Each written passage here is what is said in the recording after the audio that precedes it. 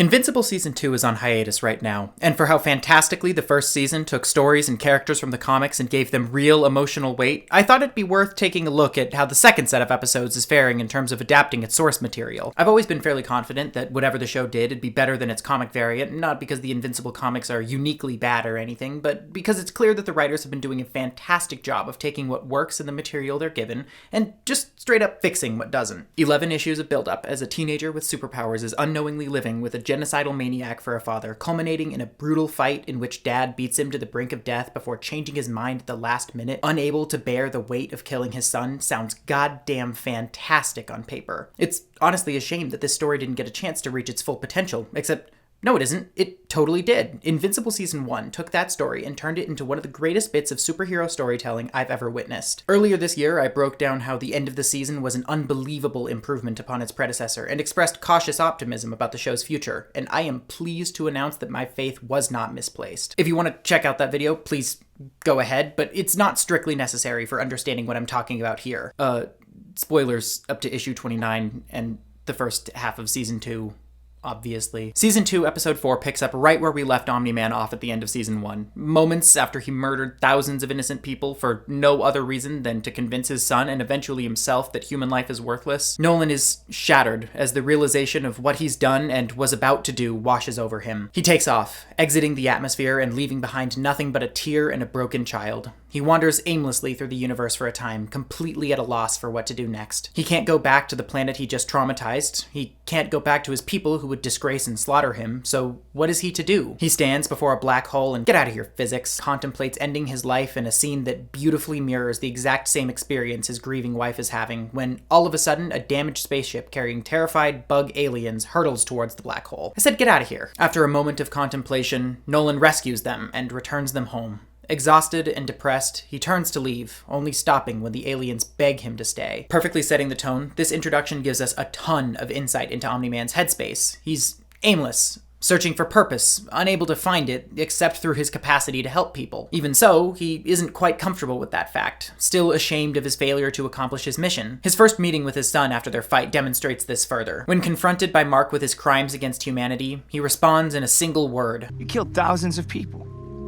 Yes. When this answer is obviously not enough, he adds, Mark, look, I made a mistake. The words of a man who knows he's done wrong, but either can't grasp the sheer gravity of what he did, seriously, or can't find the words to express it. He can't even bring himself to say that he's sorry. You could have started with, I'm sorry!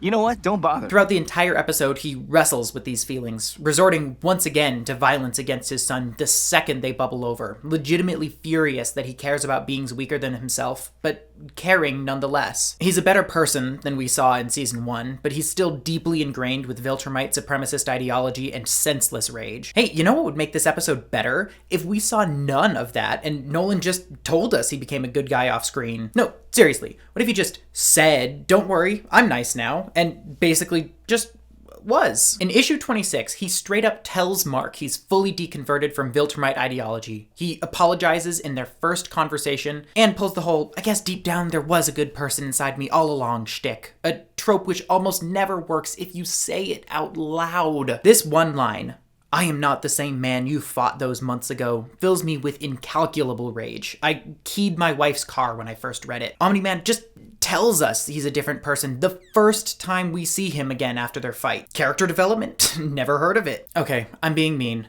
If you're watching this, honey, that wasn't me. Someone else keyed your car, I swear. In fairness, the comics do try and pull off Nolan's outburst, but the language is so sterile that it becomes almost laughable. I am enraged, he says. Yeah. Thanks, dude. Beyond the woodenness of the dialogue, though, I want to analyze what's been going on in Nolan's head this whole time. What are his goals when he first talks to Mark? In the show, I think it's pretty easy to figure out. He wants two primary things. One, he wants Mark to help him defend the Thraxans from Viltrumite assailants, and two, he really like Mark to shut the fuck up about the whole mass murder thing. He doesn't have the words to express how he feels, so instead he either stays silent or deflects to a different topic, maintaining a bizarrely inappropriate air of authority. He wants Mark to love and miss him, but he's not in the headspace to try and earn that. By contrast, he basically has most of what he wants in the paper version. Mark may open the interaction with a hug in both iterations, but where in the show he's clearly still repulsed by his father, acutely aware that he only misses the act Nolan put on during his childhood, comic Mark immediately begs his dad to come home. It amazes me that modern Invincible fans will whine about how Mark is a beta male because he's nice to his girlfriend who was understandably a bit unreasonable one time, and don't seem to see the absurdity of Mark instantly groveling before the man who quite literally manipulated him for his entire life. We'll examine Mark's motivations in a moment here, but Nolan's are a bit muddier. Yes, he clearly still wants help defending the planet, but he seems oddly apologetic for his actions on Earth and his mistreatment of Mark. This is unsatisfying for the reasons I've already said, but it also seems to contradict his actions later on. He shows us that he's still immediately willing to resort to violence against his son when his emotions flare up, suggesting that he was either being dishonest when telling Mark he's totally over Viltrum, or the character is acting inconsistently. It's conceivable that there's some interesting drama going on inside his head, but we're never given any clear indication of that outside of what I've mentioned so far. This isn't a literal plot hole, but it makes the character seem incredibly undercooked, and in a way that doesn't feel like it'll be fixed later. Spoiler, I don't think it ever is, but I'm not going to go further in the story. Comic Mark is in a similar, though less disappointing boat. Put bluntly, he acts too forgiving, in a manner that feels almost unintentional. He goes from crying and groveling to angry that his dad has taken a new wife to maturely explaining why he isn't ready to forgive him in a matter of panels, and it honestly just feels incredibly jarring. I read this and I struggle to figure out what Mark wants, why he's having this conversation, why his mind seems to be changing so rapidly. Again, it's conceivable that a human could act this way, but it's unsatisfying when the writers seem almost unaware of it. Contrast this to the small screen version. Mark's attitude is dynamic throughout the entire scene, but each choice feels intentional. First, he's openly combative, confronting Nolan like an enemy and also verifying his identity. He can't keep the hostile charade going for long, though, quickly breaking down and embracing his father in a hug before the full weight of seeing his father sets in and the hostilities return. In essence, we're watching his emotions develop in real time and in a manner that just feels natural. He sees his dad, is immediately angry because that's how he's felt for the last few months, quickly realizes how much he misses his dad, then internalizes why he was angry in the first place. These feelings are all remarkably similar to one another, right? He's mad for exactly the reason he misses his father, so we don't feel tonal whiplash throughout the scene, and we get to appreciate the show deeply understanding the relationship dynamic that it's set up. Mark acts more realistic throughout the episode too. While I won't say this next change is an objective improvement, I do think it fits the story better. When Nolan asks Mark to help save the Thraxans, in the comic he accepts pretty much instantly. He does what I would consider to be the generic superhero thing to do, whereas in the show he takes some convincing. His people do need your help.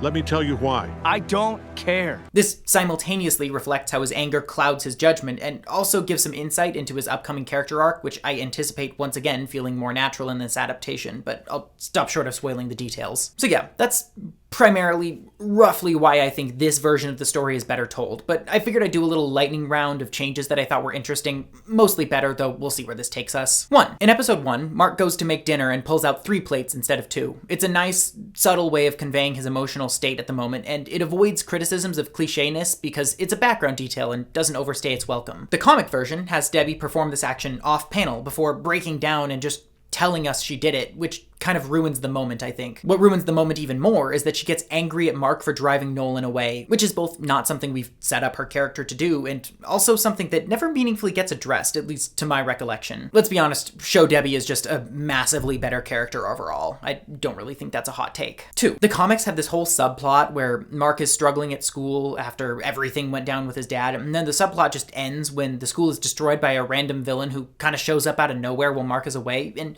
it's all kind of lame and sudden and feels unplanned. The show didn't do that yet, at least, and if they do, I assume they won't make it this silly. 3.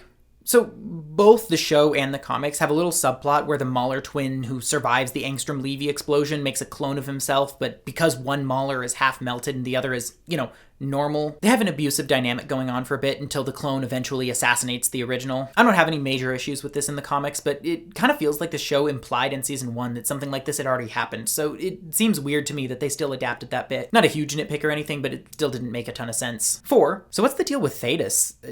That was weird, wasn't it? He didn't do that in the comics. What's up with him? 5. This might just be a me thing, but I'm glad that they made Oliver's purpleness more distinct. When I first read the comics, I just assumed that he was under some slightly purple lighting, so I was real confused when they started talking about him having a weird skin color. It was an easy fix, but also I appreciate them accommodating big dummies like me. 6. I like that they showed Nolan killing Lucan. It made his sudden return more surprising. That is all. 7. The way Adam Eve pronounced Valence in her special made me very angry, so now she's my least favorite character. And 8. I don't know, the show version of Angstrom Levy feels more sympathetic to me than the original version. Again, it's not objectively better, but I don't know, I like this version of him more so far. So, yeah.